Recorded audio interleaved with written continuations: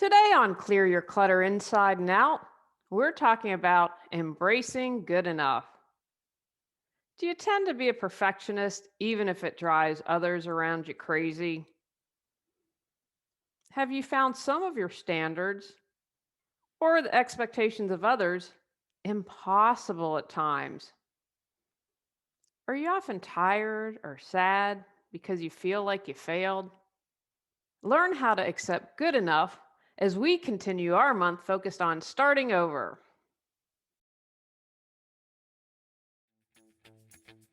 Do you control your clutter or does your clutter control you?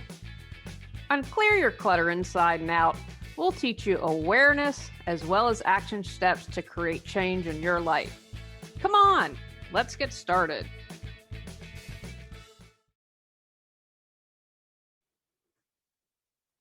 Today's episode was inspired because I used to be a perfectionist. Good enough wasn't in my vocabulary, it wasn't even in my realm of thinking.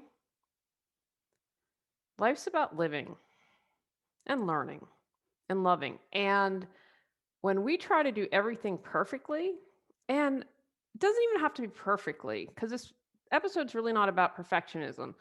It's about having an impossibly high standard, and it just sucks the joy out of all of it, right? It's like if you're an artist and you keep it has to be perfect, it has to be perfect, perfect. Then at some point you lose the joy, right? And it becomes a chore and you kind of trudge along, and whatever sparked that happiness to begin with is now probably gone.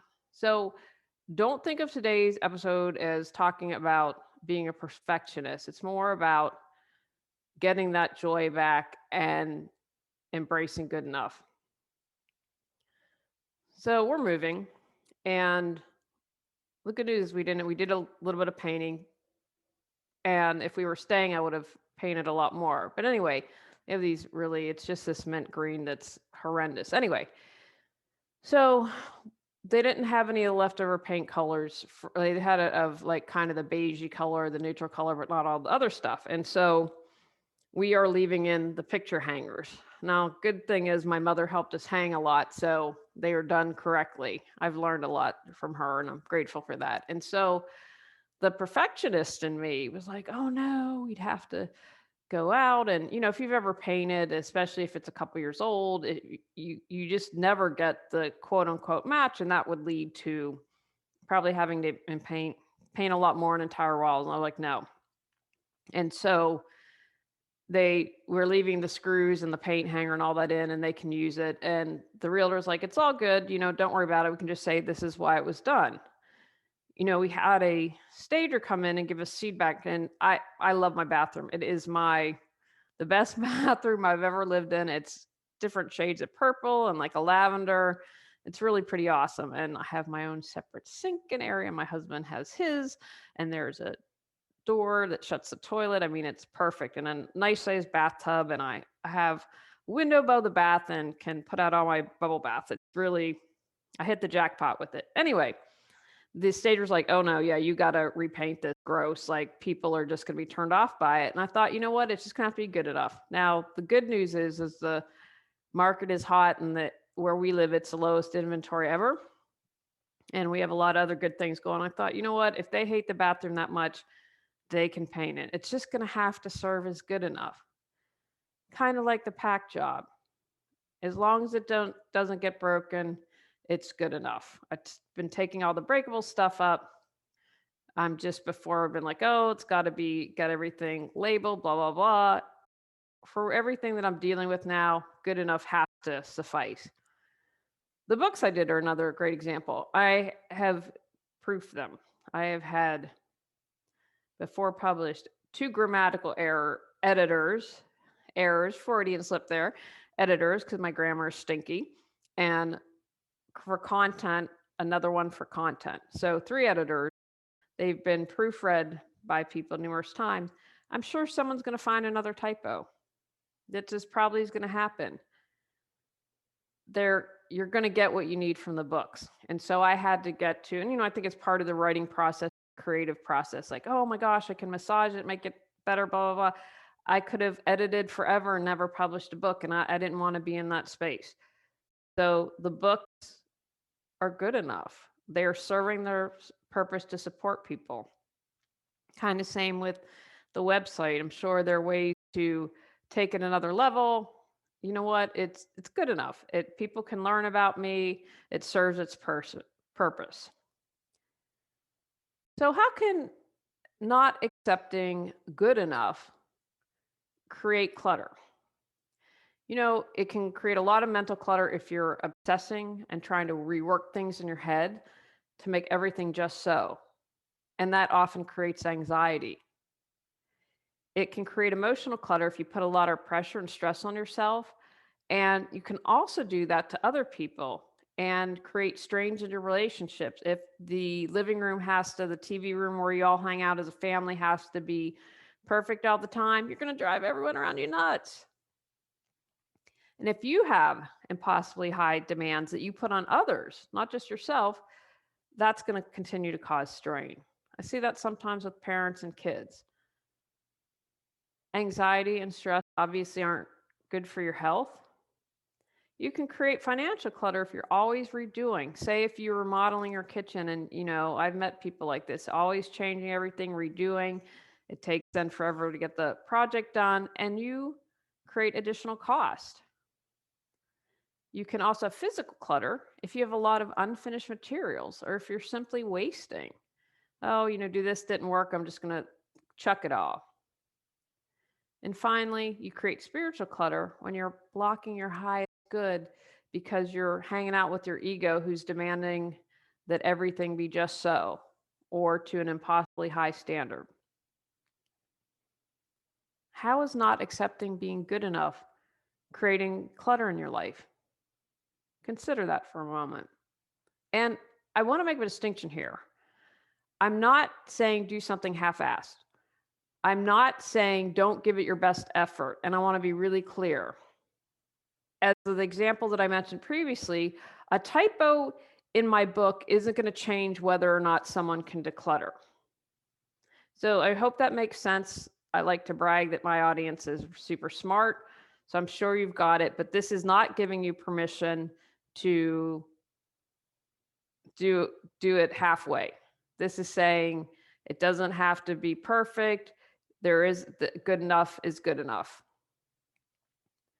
So here are some signs that you don't accept good enough and leaning towards everything has to be just so. Obviously, perfectionist. I've mentioned that. That makes sense. If you're critical of yourself, how critical are you of yourself or are you of others? Although that kind of more slides into being judgmental. And what I was told years ago, and that I bring up all the time, when you judge another, you judge yourself. When you're critical of another, you're critical of yourself. So if you see criticism, judgment, are you comparing yourself a lot? One of the things that drives me nutso about social media and that I'm hoping really changes is, and I feel for kids growing up with social media, I am grateful that I missed that boat. But we always are sharing, most of us. I've done a lot of makeup free little videos and things like that because I'm like, yeah, the message is more important and I'm not out to be the influencer and I'm pretty much take it or leave it. What people say they appreciate is my authenticity. So that's what I'm going to continue with and just continue to be me. But if you're always seeing these lives that are curated, it's not reality and that you can get caught up in comparison. You have a lot of anxiety. Another way, if you're not taking accountability, okay, you think, it's not the way it needs to be. I'm just going to wipe my hand cleans of it and back off. And if you have a lot of uncompleted projects, so think about those. Do you have any of the signs that you're not good enough? How have they been showing up in your life? Is it a pattern? We're going to talk about patterns. So that's something to consider. Now, I'm going to do a little bit of, I don't know if it's an oxymoron paradox here, but stay with me for a moment. First, I want you to consider where you don't feel good enough. because that's the paradox here. So I've got to bring in one of my all-time favorite quotes from Miss Eleanor Roosevelt. No one can make you feel inferior without your consent. No one can make you feel good enough or not good enough without your consent. Or no one can make you feel fill in the blank. But that's one of my all-time favorite quotes. I often say that I believe things distill down to not feeling good enough, worthy enough, or loved. And that's something that is huge to me. So I'm going to encourage you to consider, where do you feel that way? Explore this clutter. And you remember, you don't need to get to the story. You don't need to figure out where it came from. What is the feeling of not good enough? And where do you feel it? Now, it might not be expressed as feeling good enough. We have lots of layers to everything, and it might come out as anger. It might come out as fear. I tend to hold things in my stomach when I'm not feeling good enough. What I try to do is completely feel it so I can release it. I have I have had a lot of pain in my left hip. Now I know that the left hip is related to moving forward. I know I've got some resistance going on, and I think maybe that's my ambivalence towards moving. There are lots of great things, but I have some ambivalence, and that's okay. And I have to embrace that and say it's okay to feel, I don't know how this is going to work out. When you embrace where you don't feel this, then you can fully embrace good enough in what you do. You did your best, it's ready to go and move forward. It's a little bit of the paradox there, so hopefully that's making sense. How do you embrace good enough? Unplug. Social media isn't real. Don't let that be your measuring stick, because, I've shared before, people are using, I think there's another term I use, but I would call it Photoshop. Using Photoshop, they're spending hours to get a picture of a piece of fruit. All these crazy things they do. It's not real. Is that really how you want to spend your energy and time? So step away, unplug. Get out of the comparison trap. I know that I did an entire episode on comparing, so if you need to, check that out. But stop comparing yourself. You're on your own journey, your own path. Even if someone has similar journeys they're going on, similar upbringing, you're still unique. It is your path. In my belief system, I believe we chose why the lessons we wanted to come here and learn on this crazy place called Earth. So get out of the comparison trap. Embrace progress, not perfection. That'll help ease you up and allow you to embrace good enough. I remember when my baby brother's 8 years younger than me, and is what I would consider a typical baby brother. And even in his 40s, this has not stopped. And his son, Mac, my nephew, who I love dearly, is a lot like his father. Although my niece, Emma, I think is even more so like my brother in this disregard. There are only a couple people that can really tease me to death, and they are three of them, and get me to take a step back and laugh at myself. So anyway, I remember when we had the rehearsal dinner for Justin, and I don't know what I said. We were rehearsing, walking down the aisle, and I said, "Oh, good enough or close enough," and he's like, said some kind of thing like, "Practice makes permanent," to just give me a hard time. But I'm going to encourage you to let that one go and go with progress, not perfection. We're always going to be learning. I hope that's my motto. I'm always going to be learning, hopefully, until the day I go to the next adventure. And so it's not about reaching some apex or some enlightenment. I used to think that all the time. It's like, what can I learn in this lifetime? How can I move forward? Do you have obsessive, repetitive, or unsettled thoughts? Are you often overwhelmed or anxious? Do you spend most of your mental energy in the past or in the future? Ready to kick your fear to the curb? Get control of your clutter so your clutter doesn't control you. Reclaim time, money, sanity, and resources. Mental Gut Clutter 365 Journal Prompts supports you in clearing your mental clutter. Free gift with purchase to support you even more in your journey to declutter your life. Halt your negative voice, that little critical, that ego. Remember, that's not your soul. Your soul is saying, "Good job, girl. Keep going." I've been meditating with my first ever teacher, and I love her dearly, and I crack up. And so we do this meditation, and you talk to your soul, higher self, whatever you want to call it. And my sovereign self, first of all, our hair always looks awesome. I would like to wake up every day and have hair like that. But she's always, you can just feel it when I'm in touch with my soul, completely different vibe than when it's the ego. So that's a good way. How does that feel to you when you hear that voice and check in? Because your soul's always going to be supportive. It's not to say that it's not going to say, "Whoa, hold on now," or tell it like it is, which sometimes, if you're sensitive, that might be like, "Oh, that's coming across harsh." But there's a difference between that and being and being critical. So just stop the tape playing in your head. Heal any trauma you have, or the voices in your head, or the people around you telling you you're not good enough. We're sponges when we're kids and we absorb everything, and our perspective is limited. So if we have something traumatic, or even if just in everyday living, we get these false messages. I can still tell you things that adults said to me as kids that I've had to break and say, "That's not true." That might have been their truth, but it's not my truth. So any healing you do, we're going to talk about healing later in the month, really is going to support you in this. List all of your awesome sauce qualities. I know you have them. I know there are things that you are amazing at. And if you're struggling with this, ask the people around you that love you. They might give you a perspective that you didn't think, like, "Oh, wow, I am really good at that. Oh, I'm a good listener. Oh, I didn't realize that." Or, you know what? Balancing the checkbook every month. I admire that. My checkbook never comes out the same. That's a thing to be proud of yourself for. That you're kind.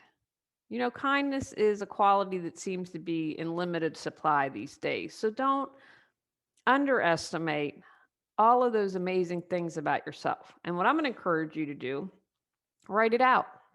Write all the list of all the groovy things about you and put it where you can see it, and remind yourself of that. You are good enough. You are worthy, and you're loved.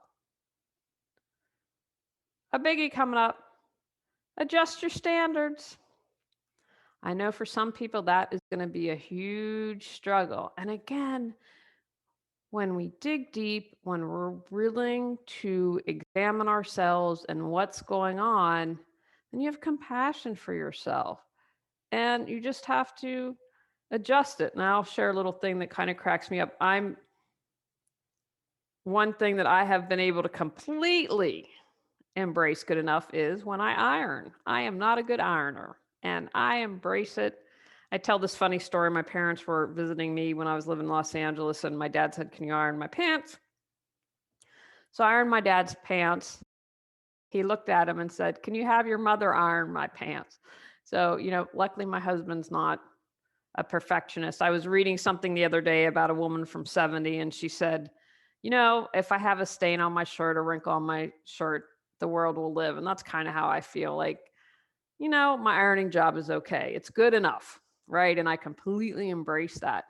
So there are certain things like my husband, because he's in the army, he can fold a fitted sheet. It's pretty amazing. And so now I just have him fold things like that when they come out. But he actually had to redo the linen closet one time, because that's another place where I embrace good enough. The sheets are folded good enough. I'm not going to spend more time on that. So think about where you are very exacting. Everything has to be just so, or people are like, "Whoa, my gosh, slow your roll. This is too much for me." Think about where you've have that feedback, or take time to think yourself, and those might be areas where you need to adjust your standards. Be aware of how you talk to yourself. One thing that I really like, so I've been doing these Monday meditations, is I always feel a boost talking to my higher self because she's always great. She's always awesome. So one of the things I have cut myself slack on, I am doing a talk and I'm super excited. And so I posted in a career group I'm in for my college, and I was like, my brother speaks a lot and I thinks I have more slides and I have too many slides. And everyone gave me feedback and it was great because I was like, oh, I'd forgotten I could do this, or oh, I didn't know I could do this in PowerPoint. And so my presentation just got up level. I wasn't like, duh, you're ding dong for not knowing. I was like, oh, I didn't know this. How grateful am I that I reached out and asked for support and got amazing responses? So instead of belittling myself for not knowing, I'm like, well, have you ever taken a PowerPoint class? I don't think so. And kind of with Excel, oh, I didn't know that. Being proud of myself for asking for support, being open to feedback, that's the thing I want to concentrate on, not like, oh my gosh, you didn't know that. So be really aware of how you talk to yourself. Pay attention to those closest to you. I'm sure I've said this a lot, but it's really important who we surround ourselves with. And when you're in the thickest things, or if you are going through some stressful periods, sometimes it's all we can do to just take care of ourselves and kind of maintain living. And so you might not be aware, but are the people around you supportive? How well do they treat you? Because you become like the people you hang out with. And if they all think things need to be a certain way, and I belonged to a group like this once. I had done it in Los Angeles and transferred here, and then it was a different vibe here. It's, I think, a Southern cultural thing. And so I was like, it's too much. I'm not going to be able to meet these standards of others. And that's okay. And I wasn't particularly close to them, but I was new to the area. I didn't know many people. And I thought, this is not where I'm going to find my tribe. And that's okay. But do you? And I think sometimes it's hard. And, I would say the South is like that. There's a certain expectation among women, and it's not for everyone because where I am is changing.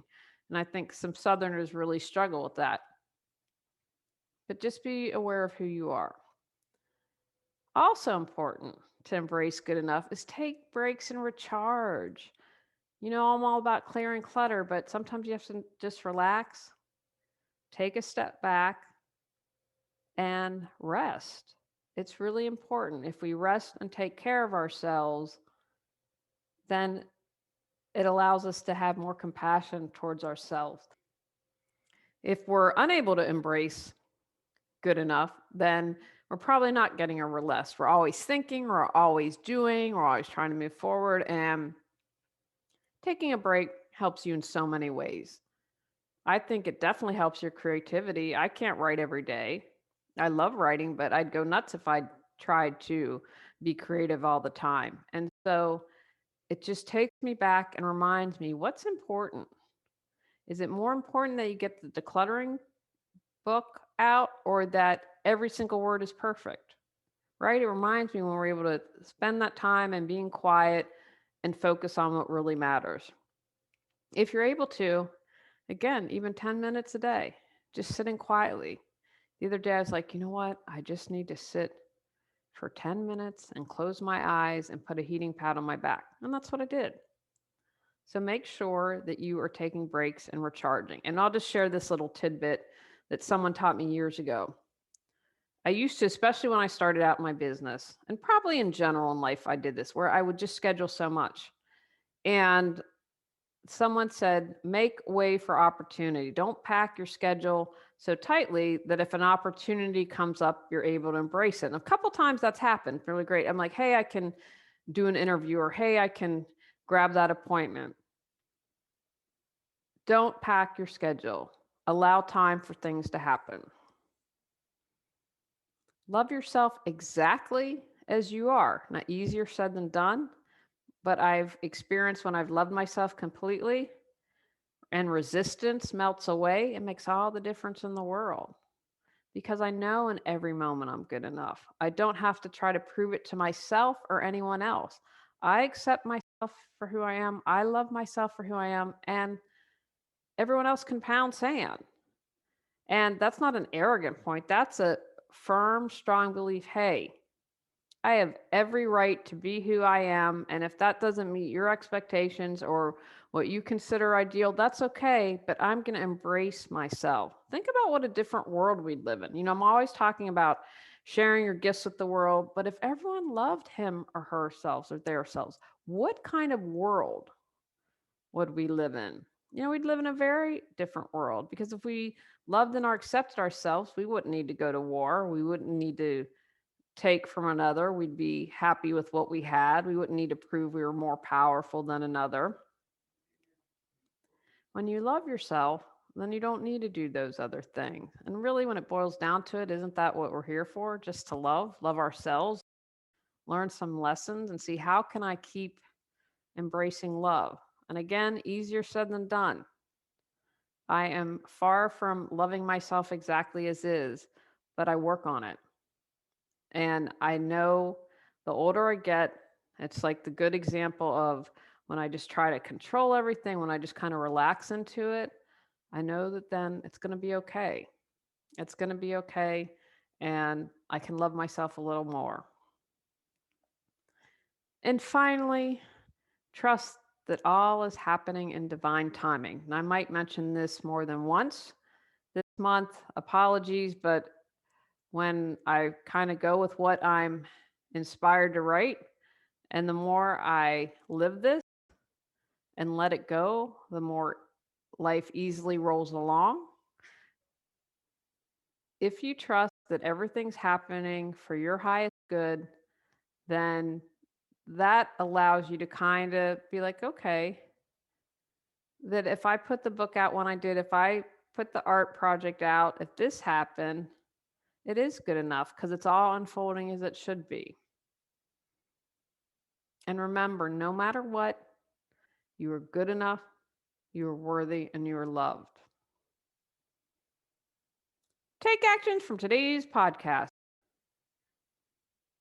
Acknowledge where you're not accepting good enough has created clutter in your life. Be aware of the signs that everything has to be just so. Contemplate where you don't feel good enough. And release any of the emotions and feelings that go along with that. Embrace being good enough. Trust that all is happening in divine timing. On our next episode, we're talking about where you need to make peace. Go out, clear your clutter to create the life you choose, deserve, and desire. When you clear your clutter, you can share your gifts with the world. Sign up for our free newsletter at reawakenyourbrilliance.com. If you've enjoyed Clear Your Clutter Inside and Out, please rate, review, and share us.